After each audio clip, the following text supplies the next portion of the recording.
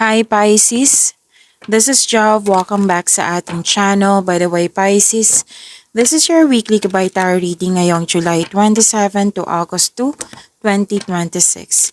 Gamitin ng reading na ito bilang gabay lamang. Tandaan Pisces, kunin nyo lamang ang mga mensaheng tumatama sa inyong sitwasyon at iwanan ang hindi. Gabay lang ito at ikaw pa rin ang may hawak ng tadhana mo. Kung handa ka na Pisces, tingnan natin kung ano ang gustong sabihin sa iyo ng universe ngayon.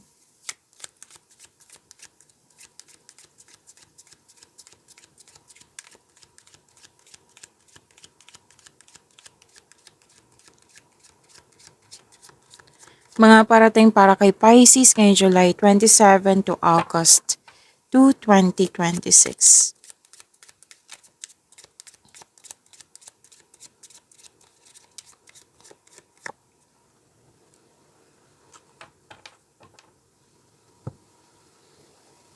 Pisces.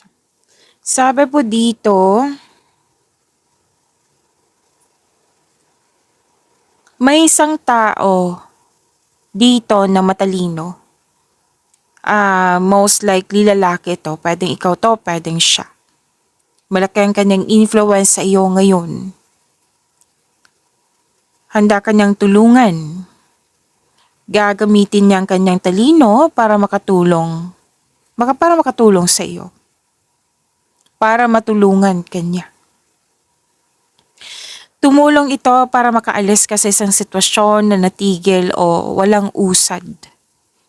Yes, malaki ang kanyang maitutulong sa iyo, pero make it sure na pareho kayo ng layunin upang hindi ka mapahamak, para hindi ka magamit sa kanyang sariling interest. May sabi kasi dito na maaring paborto sa iyo or maaring maging banta ito sa iyo. Depende na ito kung paano mo siya pakisamahan. So makinig na mabuti. Huwag agad baliwalain ang kanyang mga suggestion. Baka makakatulong to sa iyo. Pero mag-ingat po. Kilalanin mo muna ng lubos ang kanyang intensyon. Mahalagang malinaw sa inyong dalawa ang hangganan ng inyong mga responsibilidad at benepisyo.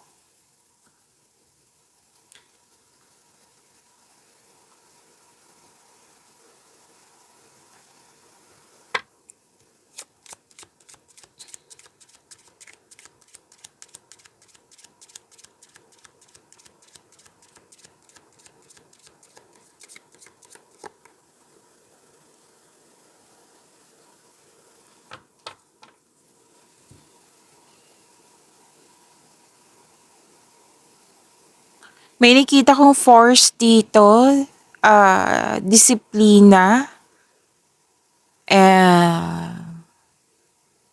any kind of structure, at official authority. So, proteksyon, disiplina, paglutas. Pwedeng may isang officer dyan or makapangyarihang kaalyado na pwedeng maaring ito yung tutulong sa'yo. Or pwede din siya yung nagsabi sa'yo ng isang balita. Or pwede din sinabihan ka nito, follow ka sa rules. Pisces.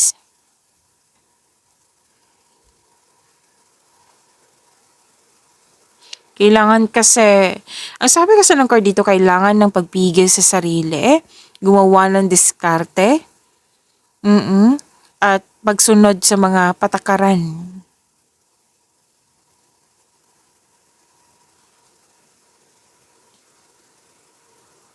Pwedeng may tagapagtanggol ka dyan na very trusted person na naging loyal sa iyo nga. Trusted person, naging loyal sa iyo, very supportive sa iyo. Natutulungan ka ng taong ito para maging maayos yung concern mo.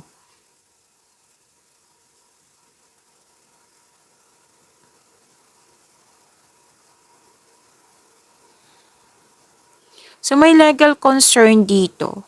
Any kind po. Nakikita ko dito na magustuhan mo yung balita regarding sa legal na concern. May kontrata din ako nakikita dito, Pisces. Kasunduan.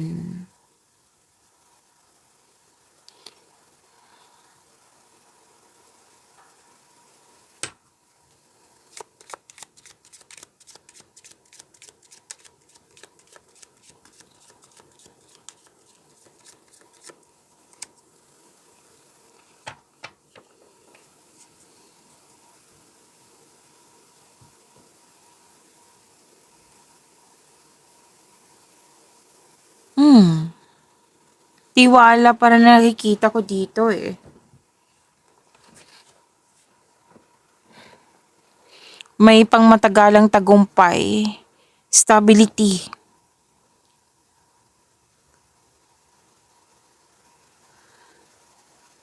So may resulta sa promises, katapatan, at pagbigay ng pasensya. Kumbaga may magandang resulta. Magkakaroon ng growth. So, sinasabi dito, pwedeng may nagsabi sa'yo, maasahan ka talaga, Pisces. Okay? May kasal po dito. May nakita kong kasal. Or, pwedeng bagong pasok to sa relasyon kasi may nakita kong promises.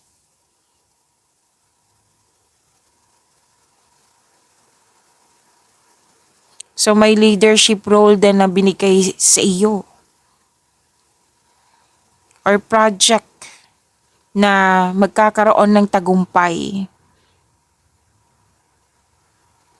Yes. Kumbaga natapos at nagkaroon ng success. And wow ha, generational wealth at safe asset ang nakikita ko dito.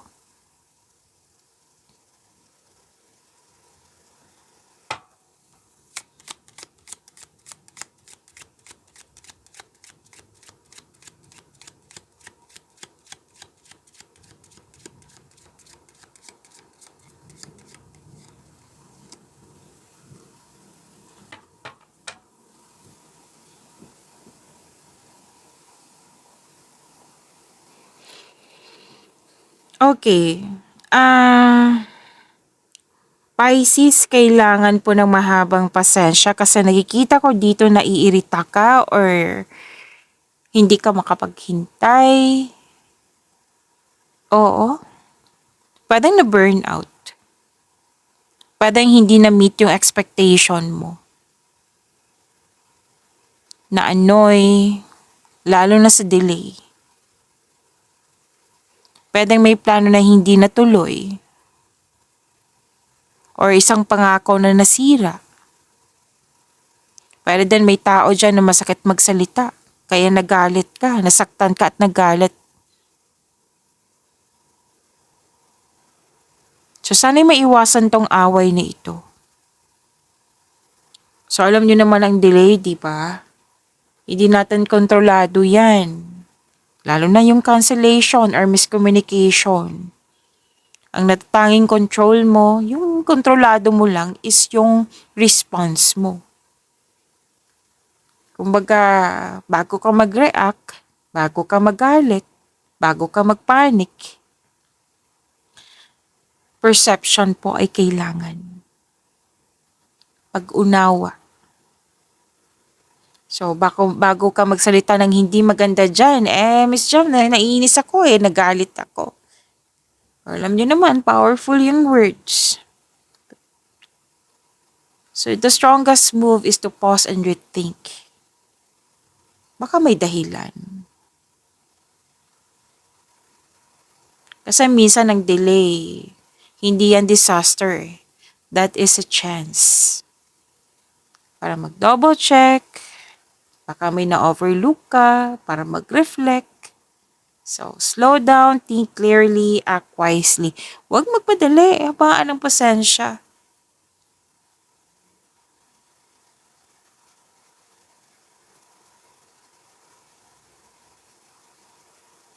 So, nangailangan po ng mahabang pasensya at pag-unawa po. Pisces. Kasi alam naman natin kung magalit ka, hindi yan nakakabuti sa'yo.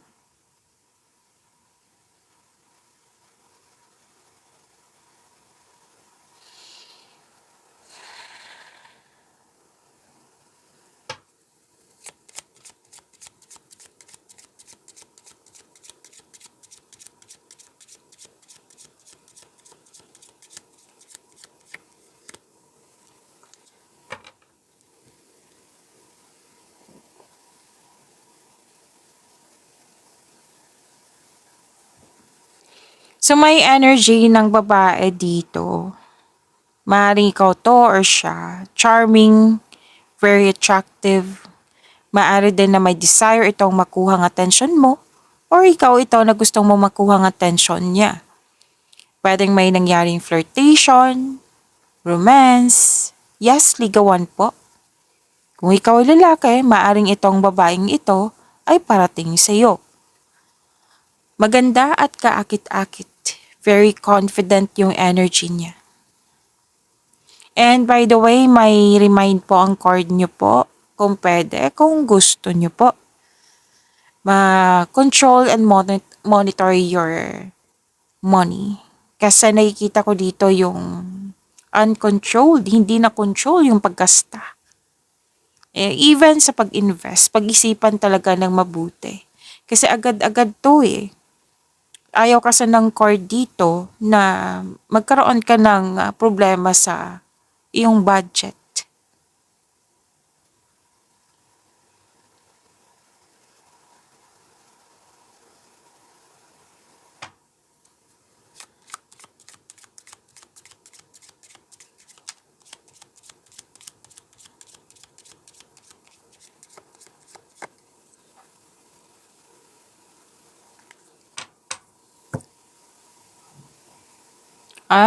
This is good, Pisces.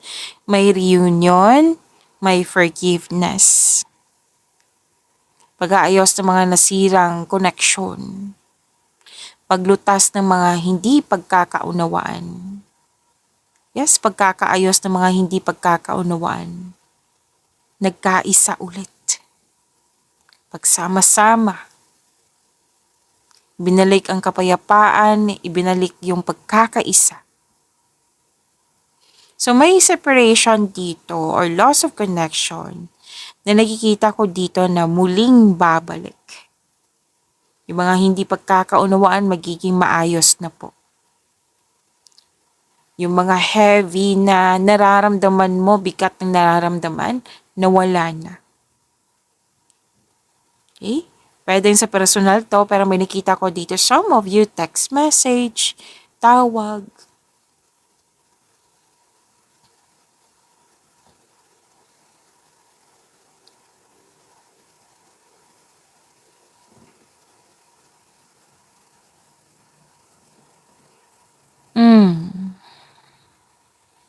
Kailangan po ng pahinga, Pisces.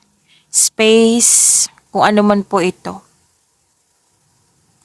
Kasi may nakita ko ditong tumiwalag, umiwas, nagput ng limitation, pwedeng separation. May concern na naging cold. Pwedeng hindi mo naintindihan yung mga nangyari. Same pa rin yung sinasabi ng card dito eh. Pause and rethink. Time for reflection. So, dalawang card na po mismo nagsabi niyan. Pisces. So, kailangan mo na talaga to kung pwede po. Pause and rethink. Time for reflection. It might be masyado ng mahabang panahon na hindi ka pa nakapagpahinga. Nakapag-rest. Alamin mo kung ano ang punot dulin nito para mabigyan mo ng sagot o solusyon. Iwasan pilitin ng isang sitwasyon. So, let's proceed sa inyong angel number, Pisces. Ngayong July 27 to August 2, 2026.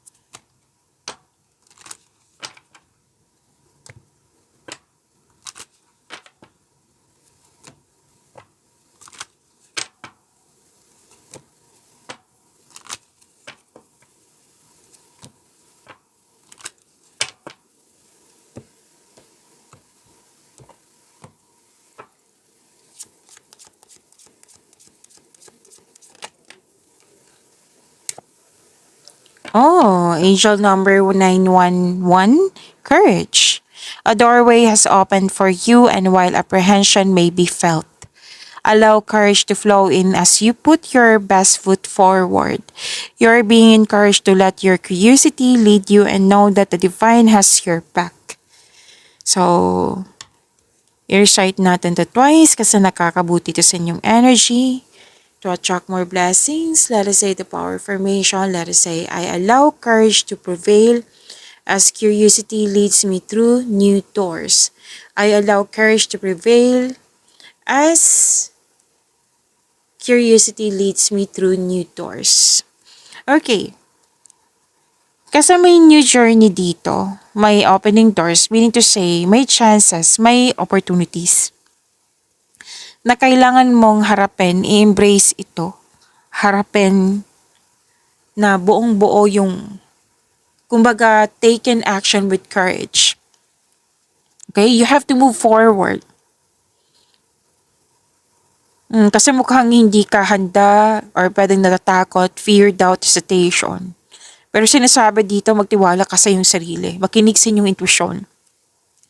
Lalo na ginagabayan ka ng universe. Meaning to say, pag ginagabayan ka kasi, meaning to say, nasa right path ka. Na huwag kang matakot sa new journey na ito.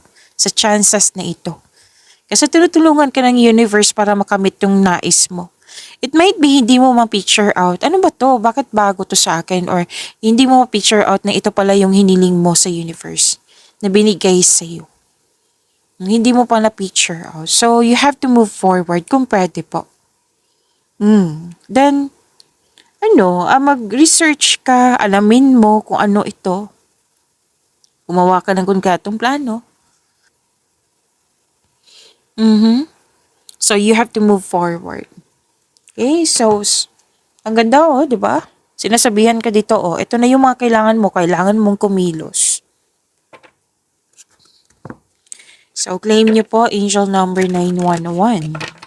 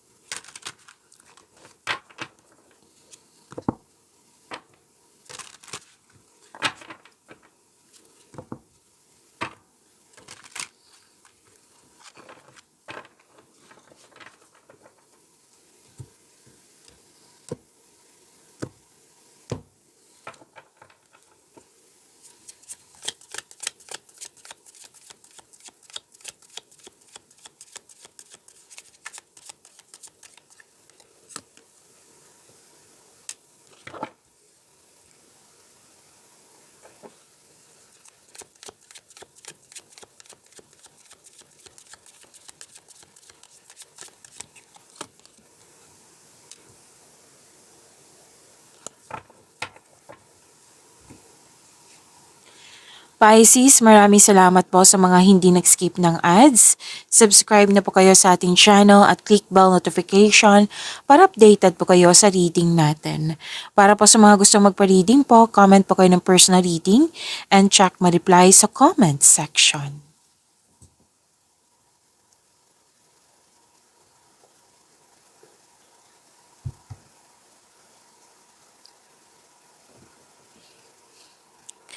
Pisces, your energy. You have the power, you have authority, like masusunod talaga yung desisyon mo, ideas or plano. Ikaw po ay mapagmahal at marunong sa buhay. Marami nang napadaanan na hirap sa buhay bago naging successful. So, authority, leadership, stability at kalma. Sinabi din ng yung core dito na magaling ka na leader, magaling ka sa mga ginagawa mo, may mga supportive na co-workers or mga kasamahan.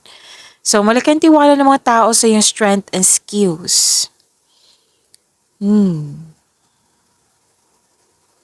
So, yung parating sa inyo sa mga single dyan, stable na sa buhay. Sa mga parating dito, parating sa inyo sa mga single po. Ang itong bagong tao na ito ay stable sa buhay. So may relasyon dito na kayong dalawa ay matured enough na, loyal sa isa't isa, both of you are taking action para magkaroon ng stability sa inyong connection. Babala lang po sa ego clashing.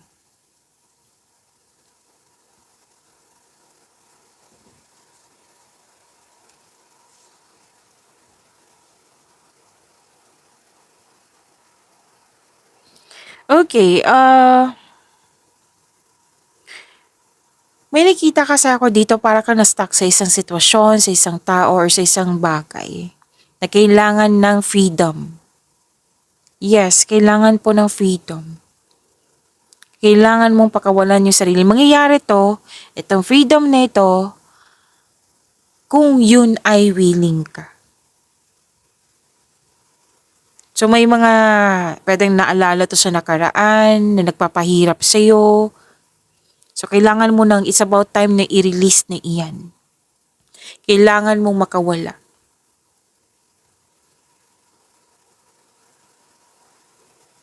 So kung hindi kaya, then ask for help. Kasi may energy dito na hindi na alam kung ano ang dapat gawin. So ask for help. Kasi sabi ng yung card dito, you have to make change para makawala ka nga at makahinga. Nangailangan kasi, andito na naman. Nangailangan itong proseso na ito, nangailangan ng pasensya at tiyaga. Magagawa mo yan, Pisces.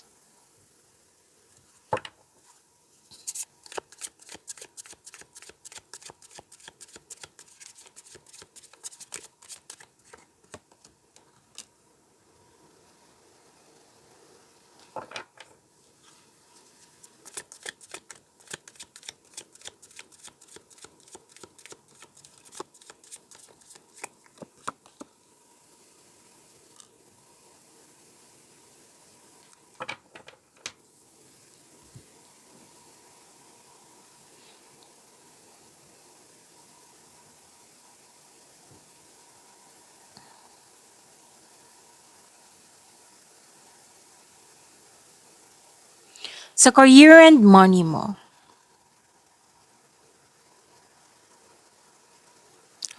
kailangan talaga ng pahinga, Pisces. Kasi worries mo, andito din.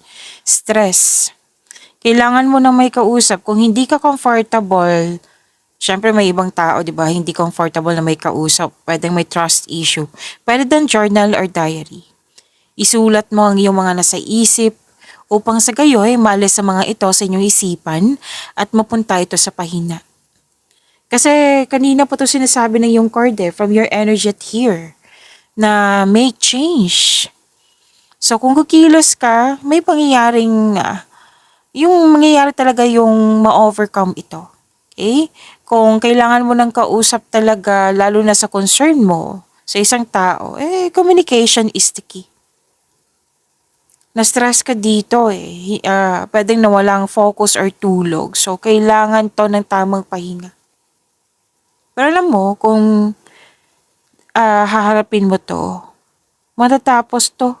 Ma-overcome mo to.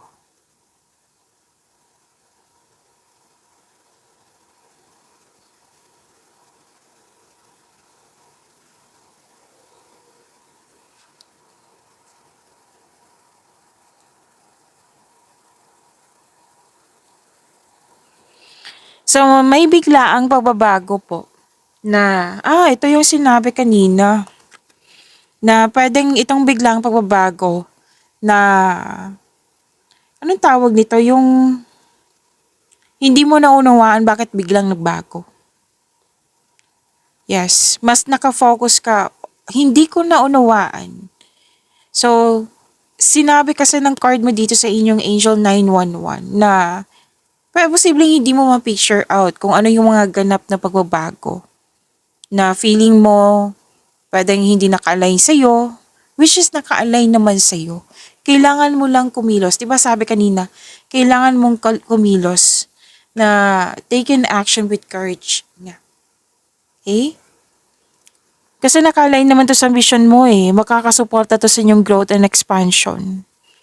So always expect the unexpected. Ang pagbabago na ito, kung ma-figure out mo to, matutuwa ka. Naka-align talaga to sa ambition mo. Ilang beses na lumabas oh. Kanina din sa inyong angel number 911. Kailangan mo lang kumilos kasi nagkaroon ng stagnation. Tumigil ka eh. So, para fair, investigate. Gumawa ka ng konkretong plano kasi kasama naman yung investigation yan. And you decide.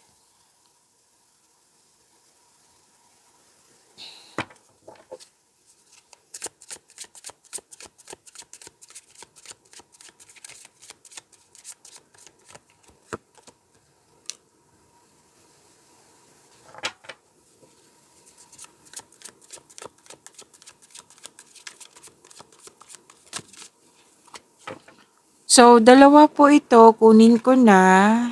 Una natin. Unahin natin si ito. Yan. Okay.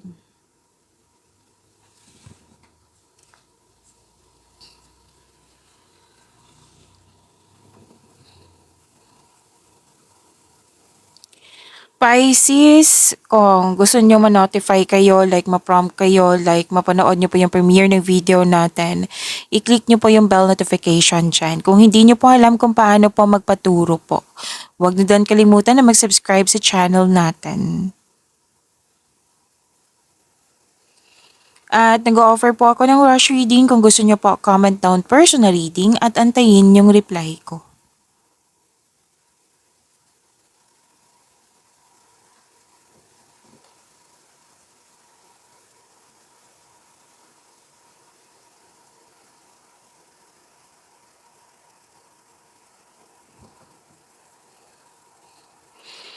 Okay. Sa love and romance, para sa mga single, you are in a process on healing pa. Sabi ng yung card dito, you are destined to be with someone. So it's time to find a soulmate kung ready na kayo. Para sa mga relasyon, sa buhay mag-asawa, the couple felt calm and harmonious sa inyong relasyon. May healing ako nakikita dito. You're healing from the past and feeling hopeful for the future.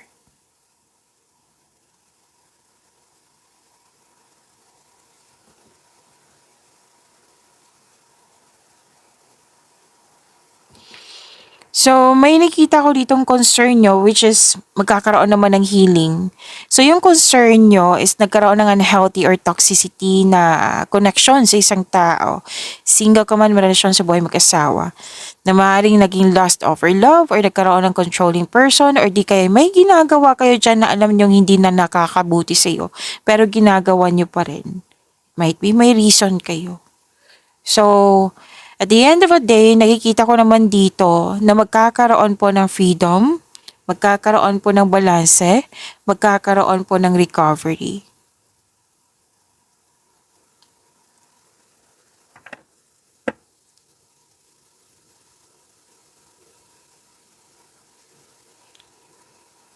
Okay. May buntes or mabubuntes. Or di kaya kung wala, pwedeng malapit sa'yo. Or di kaya, this is abundance and success. Yes. Pisces. Ano to you're receiving love, nagkaroon ng growth and expansion, nagkaroon ng time sa sarili, nagpaganda, nagpapogi,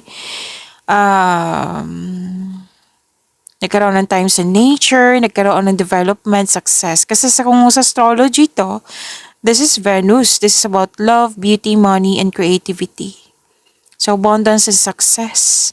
Be happy with the results of your action. And you love yourself more, ha? Kitang-kita ko po dito. Nagkaroon ka nga ng time sa pamilya mo or sa taong malapit sa'yo. Grupo ng tao to Kasiyahan, pagtipon-tipon, nagkaroon ng time sa isa't isa. So, pagyamanin niyo po yung blessings sa binigay sa inyo. Pisces, see you tomorrow. Maraming salamat.